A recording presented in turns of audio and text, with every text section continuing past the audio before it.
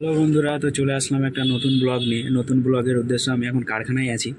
তো এখন কাটছি আমি ট্যাক্স শ্যুট। তো এই ট্যাক্স শ্যুট কাটিংয়ের একটা ভিডিও তোমাদেরকে আমি দেখাবো, তো কীভাবে কি আমি ট্যাক্স শ্যুটটা কাটিং করি। তো চলো তোমাদেরকে দেখাই।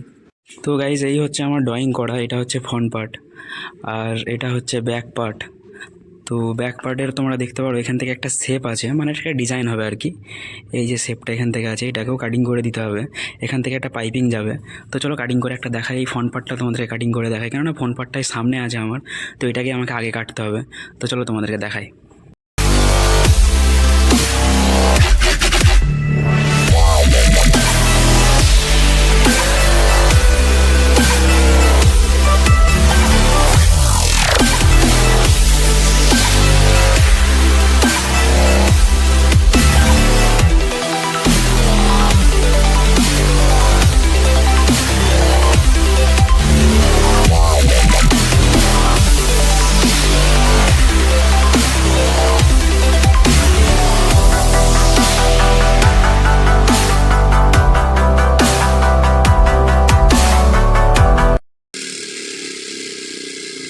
এইভাবেই মাল কাটতে হয় আমাদের। এটা কাটতে গেলে ফ্রন্ট পার্ট কাটিং হলো।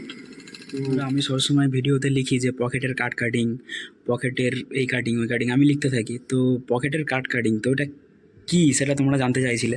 তো সেটা হচ্ছে এইটাই, যে আমাদের ওয়েস্টেজ বাঁচানোর জন্য তো আমাদেরকে যেটা করতে হয়, মানে কাপড় বাঁচানোর জন্য আমাদেরকে যেটা করতে হয় সেটা হচ্ছে এইটা।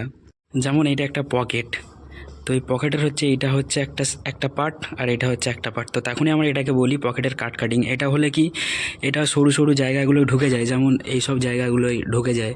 তো সেই তাহলে কি হয়, ওয়েস্টেজগুলো বেঁচে যায়। আর যদি এটা কাটটা যদি না হয় পকেটের, তাহলে এইসব জায়গাগুলো ঢুকবে না, ওয়েস্টেজগুলো এগুলো বেকার চলে যাবে কাপড়গুলো। সেই কারণে বাবুরা কী করে, এই যে জিনিসগুলো দেখছো এগুলো আলাদা করে কাটিং করিয়ে দেয়। এটা জুড়ে দিল সেলাইয়ে, তাহলে একটা পকেট পুরো তৈরি হয়ে গেল। তো এই কারণে আমরা বলি পকেটের কাট কাটিং।